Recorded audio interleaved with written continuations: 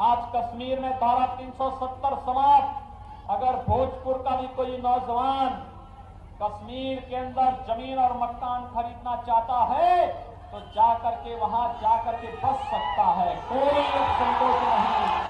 UP के मुख्यमंत्री योगी आदित्यनाथ के भाषण का यह टुकड़ा सुना आपने?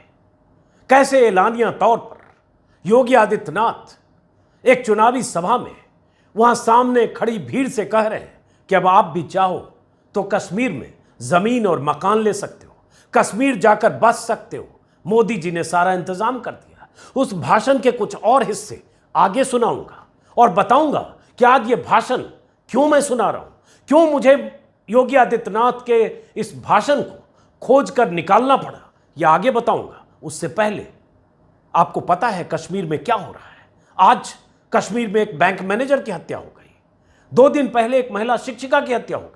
आज कश्मीर में श्रीनगर एयरपोर्ट पर कश्मीरी पंडित भीड़ की शक्ल में जमा है क्योंकि आतंकियों की गोलियों के शिकार होने का खतरा उन्हें इस कदर सता रहा है कि वो कश्मीर से सामूहिक पलायन को तैयार है। कश्मीरी मोहल्ले के बाहर पुलिस की तैनाती है कि कहीं कश्मीरी पलायन न कर जाए। सूटकेस लेकर कोई कश्मीरी घर से भागने को तैयार है, कश्मीरी पंडित जो वहां प्रधानमंत्री रोजगार योजना के तहत नौकरियां कर रहा है। और योगी आदित्यनाथ जैसे लोग चुनावी सभाओं में कश्मीर में कैसे मोदी ने हालात को काबू कर लिया, कैसे कश्मीर में 370 लगने के बाद स्थितियां ऐसी बदल गई कि आप भी जमीन और मकान ले सकते हैं, कैसे कश्मीर में आतंकियों का सफाया हो गया, कैसे कश्मीर में पाकिस्तान समर्थित आतंकी बिलों में घुस गए या मारे गए, ये बताते रहे, सुनाते रहे, इसका फायदा उठाते रहे। और आज कश्मीर में जो हो रहा है, जिस ढंग से बीते 6 महीने में लगातार हत्याएं, टारगेट किलिंग, उस पर सरकार की तरफ से ऐसा कुछ दिखता नहीं कि कश्मीरी पंडितों को यह सुकून हो, यह भरोसा हो कि वो सुरक्षित है। मैं चाहता हूं योगी आदित्यनाथ के इस भाषण को एक बार सुनिए और कुछ और हिस्से को और समझिए, और उसके बाद हम बात करेंगे कि कश्मीर में आज क्या स्थिति है। सुनिए जरा। आज कश्मीर में धारा 370 समाप्त। अगर भोजपुर का भी कोई नौजवान कश्मीर के अंदर जमीन और मकान खरीदना चाहता है तो जाकर के वहां जाकर के बस सकता है, कोई संकोच नहीं। कांग्रेस ने बैन किया था कि कश्मीर में कोई बिहार का व्यक्ति मकान नहीं ले सकता, जमीन नहीं ले सकता। मोदी जी ने अब ये लाइसेंस दे दिया, कोई भी भारतवासी कहीं भी जाकर के बस सकता है, उसके कोई रोक टोक नहीं होगी। आज कश्मीर में पाकिस्तान प्रस्त आतंकवाद हमारे नागरिकों को और जवानों को निशाना नहीं बना सकता से मालूम है। इससे पहले कि उसकी कुत्सित मंशा किसी नागरिक और किसी जवान को निशाना बनाएगी, भारत के बहादुर जवान उसका काम तमाम कर देंगे।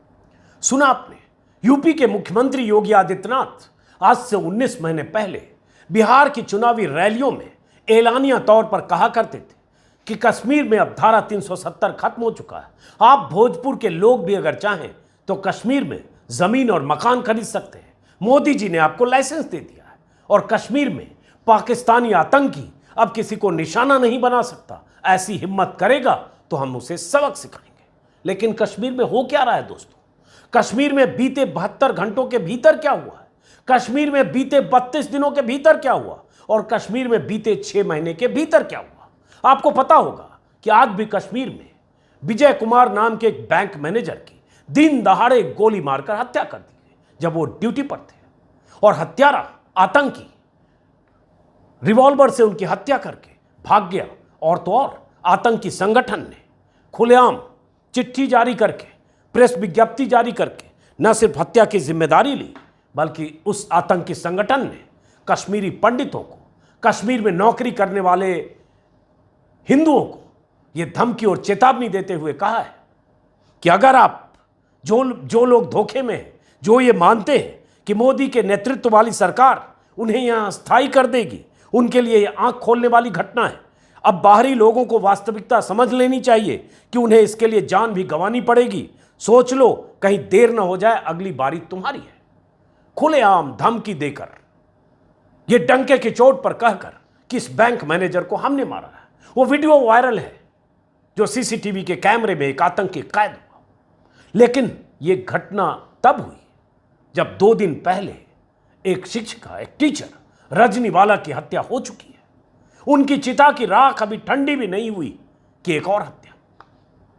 कश्मीरी पंडित बीते 20 दिनों से कश्मीर के अलग अलग इलाकों में प्रदर्शन कर रहे हैं। श्रीनगर के लाल चौक तक पर प्रदर्शन कर चुके हैं। और आज जो कश्मीर से तस्वीरें आ रही हैं, चिंतित करने वाली है। लेकिन क्या यह चिंता अमित शाह और मोदी को दिख रही है? सुना है आज अमित शाह ने, केंद्रीय गृह मंत्री अमित शाह ने एनएसए अजीत डोभाल और रॉ चीफ के साथ एक मीटिंग की है, घंटों मीटिंग की है। सुना है कल भी मीटिंग करने वाले हैं जम्मू कश्मीर के उपराज्यपाल के साथ, कुछ अधिकारियों के साथ। लेकिन जो कश्मीर से तस्वीरें आ रही हैं वो चिंताजनक है।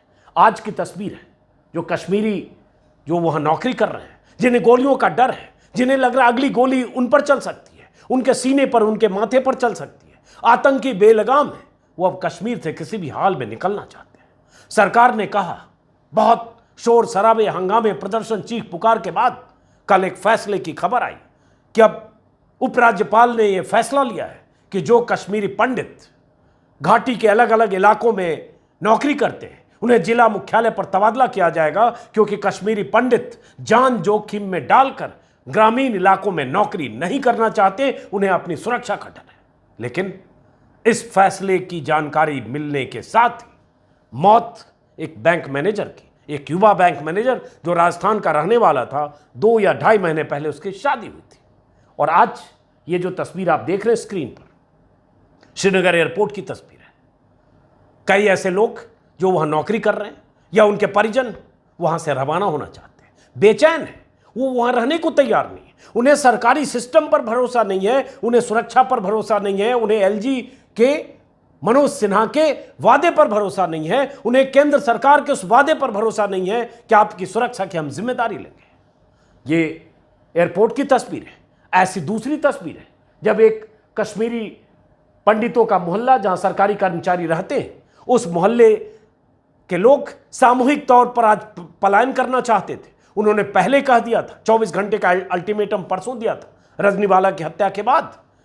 आज उनके घर के बाहर उस कॉलोनी में पुलिस और अर्धसैनिक बलों की ऐसी मुस्तैदी कर दी गई कि वो घर से ना निकल पाए, वो पलायन नहीं कर पाए। जो छोड़ना चाहते हैं उन्हें जाने नहीं दिया जा रहा है, जो रहना चाहते हैं उन्हें सुरक्षा नहीं मिल रही है, उन्हें भरोसा नहीं है कि कब तक वो जिंदा रहेंगे। तीसरी तस्वीर, ये इस तस्वीर में आप देख रहे हैं कुछ लोग सूटकेस लेकर जाने की कोशिश कर रहे हैं। कुछ सेकंड का वीडियो है, ट्विटर पर वायरल है।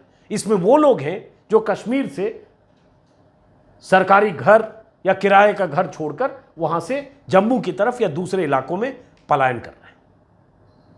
यह तस्वीर तीसरी तस्वीर है और ये चिंताजनक तस्वीरें कश्मीर से आ रही है। लगातार सवाल यह उठता है कि जिस मोदी सरकार ने कश्मीर में नौकरी करने वाले कश्मीरी पंडितों को या हिंदुओं को, गैर कश्मीरी पंडितों को यह भरोसा दिया था कि आपका कुछ नहीं बिगड़ेगा, जिस मोदी सरकार ने कहा था कि हमने आतंक को काबू पा लिया, जिस मोदी सरकार ने बार बार दावे किए, जो सुना आपने शुरू में योगी आदित्यनाथ कर रहे हैं कि पाकिस्तानी आतंकियों की हमने कमर तोड़ दी, वहां ऐसी स्थिति क्यों हो गई?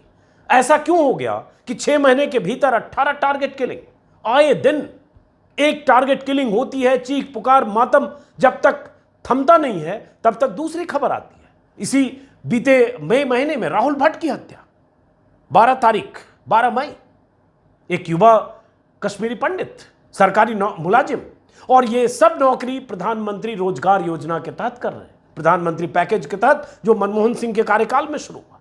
लेकिन उन्हें सुरक्षा का डर है, लगातार प्रदर्शन है, अलग अलग जगह प्रदर्शन कर रहे हैं, लाल चौक से लेकर अलग अलग छोटे मोटे इलाकों में, डीसी के दफ्तर के बाहर, जम्मू में आज भी कई जगह कश्मीरी पंडितों के प्रदर्शन हुए। और उनकी शिकायत यह है कि मोदी सरकार उनकी सुन नहीं रही है, बड़ी बड़ी बातें जरूर करती है लेकिन उन्हें सुरक्षित नहीं कर रही है। और जरा सोचिए, गोलियां खाकर या गोलियों के साए में या गोलियों के डर से कौन नौकरी करना चाहेगा? फिल्म बनी, रिलीज हो गई, मैंने पहले के वीडियो में भी कहा, कश्मीरी पंडितों की त्रासदी को अपने ढंग से, फिल्मी ढंग से, एक नैरेटिव के तहत, एक प्रोपेगेंडा के तहत कुछ छिपाया, कुछ दिखाया, कुछ अतिरंजित किया, फिल्म बनाई, डायरेक्टर ने 300-400 करोड़ की कमाई की, बीजेपी के नेताओं ने डायरेक्टर के साथ तस्वीरें खिंचाई और लगा कि कश्मीरियों के, कश्मीरी पंडितों की चिंता से कितनी चिंतित हैं। और हालत आज कश्मीर में यह है कि कश्मीरी पंडित या हिंदू, गैर कश्मीरी पंडित हिंदू जो वहां नौकरी कर रहे हैं, वो वहां अब नौकरी करने को तैयार नहीं है, इतना डरे हुए हैं। आज मैं देख रहा हूं ट्विटर पर बहुत सारे लोग लगातार लिख रहे हैं।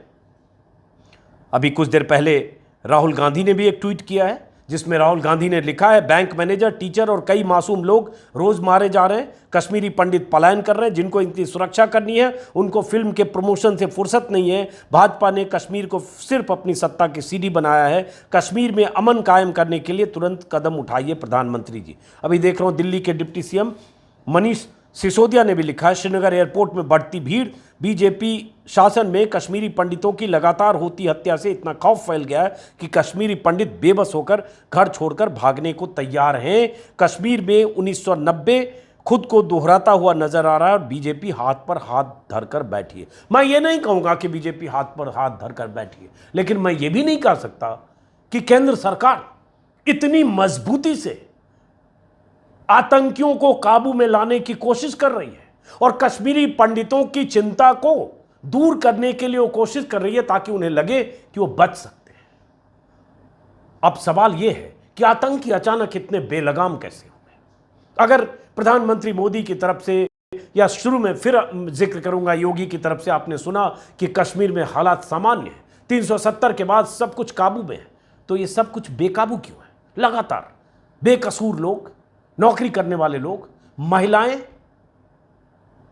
कोई शिक्षिका, कोई आर्टिस्ट, कोई थिएटर आर्टिस्ट, किसी को नहीं पता कि कब अगली गोली किसके माथे पर कब आकर बरसेगी, गिरेगी। लेकिन सरकार और सरकारी मशीनरी, कई दिन लगे मनोज सिन्हा को उस राहुल भट्ट के घर तक जाने में। उनके परिवार के लोग, उनके परिजन लगातार प्रदर्शन करते रहे और प्रदर्शन की तस्वीरें मैं भी लगातार आपको दिखा रहा हूं, बेटियों की चीख पुकार, अपीलें लगातार दिखा रहा हूं।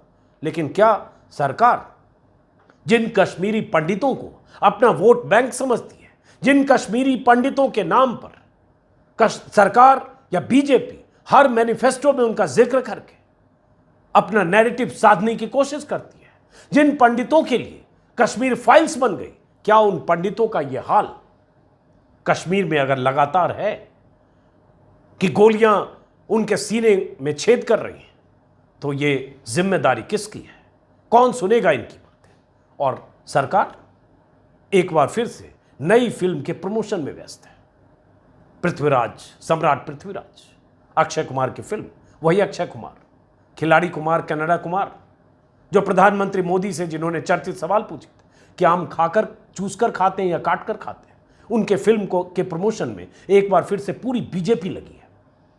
एमपी में आज टैक्स फ्री किया गया, यूपी में टैक्स फ्री किया गया। अमित शाह ने खुद फिल्म देखी, फिल्म की तारीफ की। अक्षय कुमार ने कह दिया पृथ्वीराज चौहान के बारे में इतिहास में कभी उस तरह से इंसाफ ही नहीं किया गया। ये अलग बात है कि बड़ी मुश्किल से उन्होंने शायद 12th पास किया, ग्रेजुएशन की तो पढ़ाई अधूरी छोड़ दी, 3-4 साल किसी क्लास में फेल भी हुए। लेकिन चलिए, हम इतिहास के उस पन्ने की तरफ नहीं जाते। लेकिन सवाल यह है कि बीजेपी फिल्म के प्रमोशन में जुट जाती है, केंद्रीय मंत्री, मुख्यमंत्री फिल्म के प्रमोशन में जुटते हैं, आज फिर जुटे हैं, तब कश्मीर फाइल्स में जुटे थे। और ये कश्मीरी पंडित और कश्मीर में रहने वाले वो लोग, कश्मीरी हिंदू जिन्हें डर है गोली का, उनकी कौन सुनेगा? ये सवाल है। और साथ में योगी आदित्यनाथ और ऐसे लोग जो लगातार लोगों को कहते रहे कि कश्मीर में आप ज़मीन खरीद सकते हैं, अब ऐसे दिन आ गए कश्मीर में।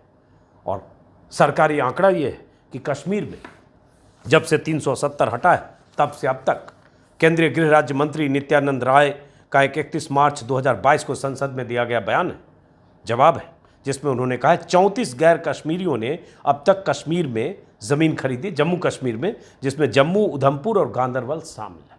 34 लोगों ने खरीदी है। 5 अगस्त 2019 को 370 हटा, तब से आप दिन, महीने, साल जोड़ दीजिए, 34 लोगों का खरीदना, उससे ज़्यादा लोगों की मौत है। अब समझ लीजिए कि कश्मीर का हाल क्या है, और समझ लीजिए वो सरकार और उस सरकार के 56 इंच सीने वाले मुखिया क्या कर रहे हैं कि उनके डर से आतंकी बिल में समाये रहने चाहिए, वो आतंकी बाहर है। और कश्मीरी पंडित या नौकरी करने वाले वहाँ जो कश्मीरी हैं उन्हें सुरक्षित महसूस करना चाहिए, तो वो गोलियों से डरे हैं और गोलियां उनके सीने पर, माथे पर, जिस्म पर चल रही है, छलनी हो रही है, उनकी चिताएं जल रही हैं। बेचैनी पता नहीं सरकार और प्रधानमंत्री और गृह मंत्री में कितनी है, लेकिन क्या ये इंतज़ार करें कि फिर एक बुरी खबर आएगी। फिलहाल इस वीडियो को ख़त्म करते हैं, फिर मुलाकात होगी। नमस्कार।